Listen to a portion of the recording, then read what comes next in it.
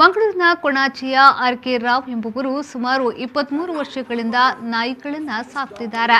Great ಡೇನ್, ರೋಟ್ವೀಲರ್ನಿಂದ ಪಗ್ವರೆಗೆ ಅನೇಕ ರೀತಿಯ ನಾಯಿಗಳನ್ನು ಸಾಕುತ್ತಾರೆ. ಈವರೆಗೆ ಸುಮಾರು 500ರಷ್ಟು ನಾಯಿಮರಿಗಳನ್ನು ಸಾಕುವವರಿಗೆ ಮಾರಾಟ ಮಾಡಿದ್ದಾರೆ. ಇದು ಕೇವಲ ವ್ಯಾಪಾರ ಅಲ್ಲ, ಇದು ಅವರ ಹವ್ಯಾಸ ಕೂಡ ಹೌದು.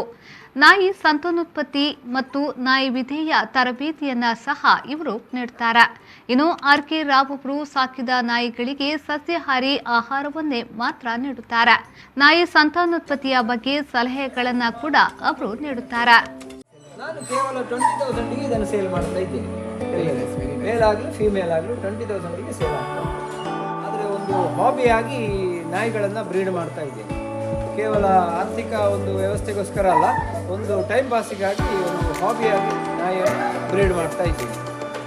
ನನ್ನ ಸಾಮಾನ್ಯ 1998ರಿಂದ ನಾಯಿಗಳನ್ನು ಬ್ರೀಡ್ ಮಾಡಲಿಕ್ಕೆ ಸ್ಟಾರ್ಟ್ ಮಾಡಿದ್ದೀನಿ.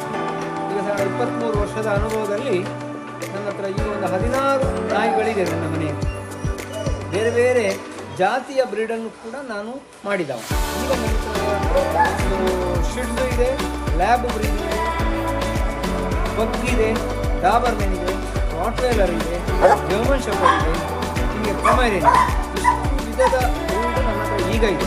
ಈ ಹಿಂದೆ ನಾನು ಬಾಕ್ಸರು, ಡಾಲ್ಮೆಷನು, ಗ್ರೇಟ್ ಡ್ಯಾನು ಇದನ್ನೆಲ್ಲ ಬ್ರೀಡ್ ಮಾಡಿದ. ಬ್ರೀಡ್ ಮಾಡೋದು ಬಹಳ ಸುಲಭದ ಕೆಲಸವೇನಲ್ಲ.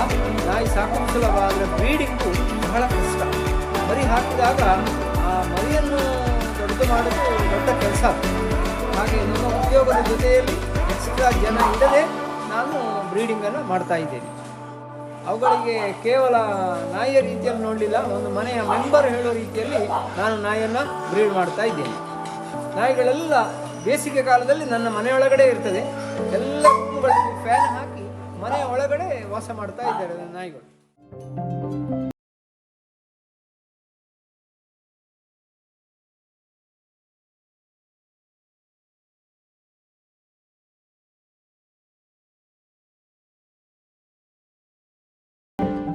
ಬ್ಯೂರೋ ರಿಪೋರ್ಟ್, ವಿ4 ನ್ಯೂಸ್, ಕೊಣಾಜೆ.